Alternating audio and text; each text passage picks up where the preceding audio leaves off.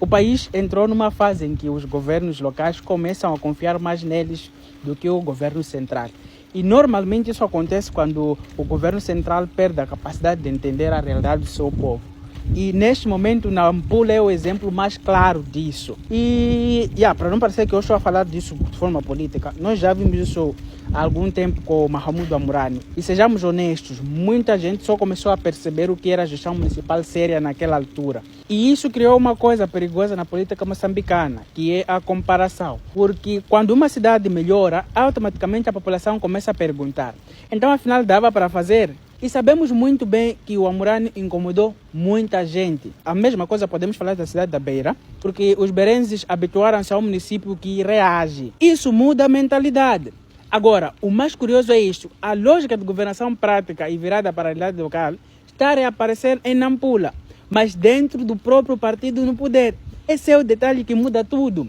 Porque antes era fácil justificar. A pessoa poderia até dizer: a cidade da Beira está a funcionar porque é a oposição. Em Nampula, naquela altura, era a oposição também. Agora, isso já não cola. Hoje temos dirigentes do próprio sistema a começarem a bater de frente com as discussões absurdas vindas de cima.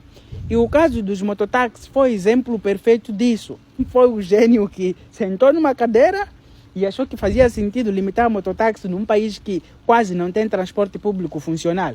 Meus amigos, isso aqui não é Europa. Há bairros que chapa quase não entra. Há zonas onde o mototáxi literalmente é o único meio de transporte rápido. Gente que depende disso para ir ao trabalho, ir à escola, vender produtos, sobreviver. Então, alguém acorda e diz: não podem circular. Circular como? As pessoas vão voar. Existe uma região onde o mototáxi domina, cidade de Nampula. Então, como é que alguém toma uma decisão dessas sem primeiro estudar o impacto social e econômico numa cidade como esta? Por isso que algumas pessoas começaram a interpretar aquilo quase como uma provocação.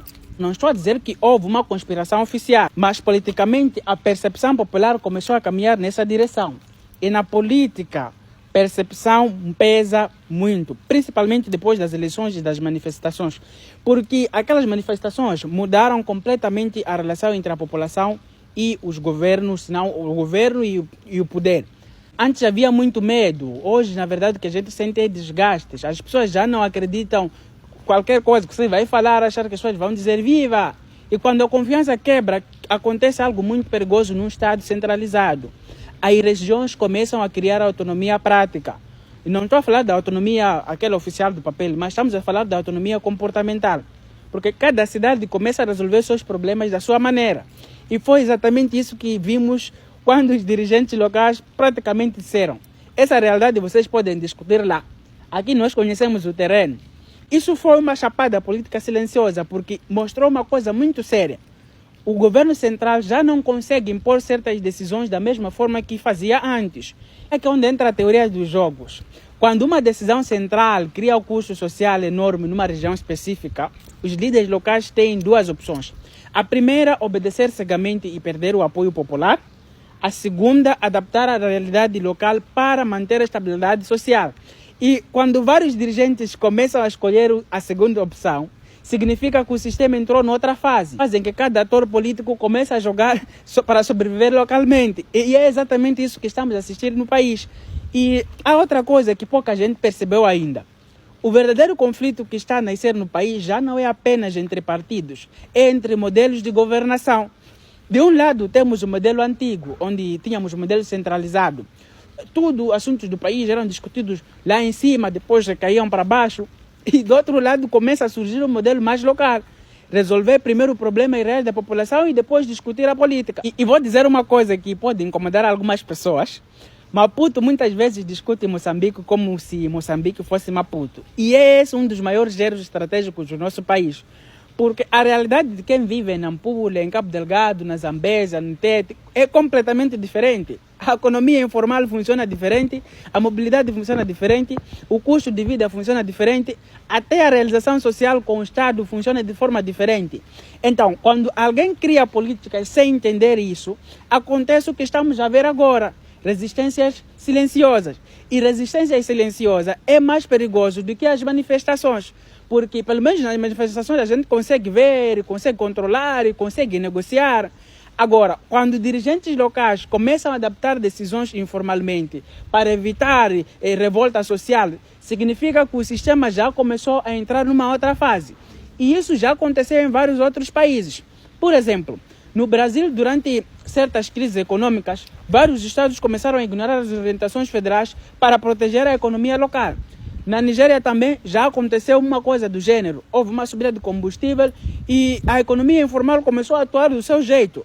Até nos Estados Unidos houve momentos em que os estados começaram a agir quase como sistemas próprios, porque perderam a confiança na coordenação do governo central em certas matérias. E qual é o padrão comum?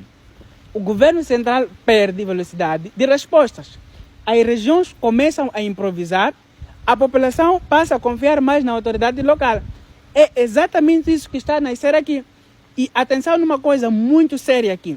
Quando um município começa a mostrar transparência sobre receitas, despesas e obras, e isso cria pressão nacional. E é o que nós estamos a ver na cidade de Nampula. Que agora a população das outras cidades começa a perguntar, espera aí, afinal o nosso município arrecada quanto? Para onde vai o nosso dinheiro? Antigamente dava até para esconder a incompetência atrás das propagandas. Hoje qualquer jovem pega no telemóvel, grava, publica e acabou. Isso o Estado já não tem controle. E isso muda completamente o equilíbrio do poder. E é exatamente por isso que municípios que comunicam melhor estão a ganhar legitimidade muito rápido. Mas sem perceber, porque comunicação hoje também é governação. E vou mais longe. O norte de Moçambique está lentamente a deixar de ser apenas uma região eleitoral e começa a transformar-se num centro de pressão política e econômica. Há gás, corredores logísticos, portos, minerais, a agricultura, o comércio, tudo aumenta o peso estratégico da região. Agora, governar o norte com mentalidade antiga é suicídio político. Gente que ignora a realidade, por exemplo, de Nampula, está a arriscar perder legitimidade muito rápido. E, sinceramente, a maior lição que o governo central deveria tirar neste momento é simples.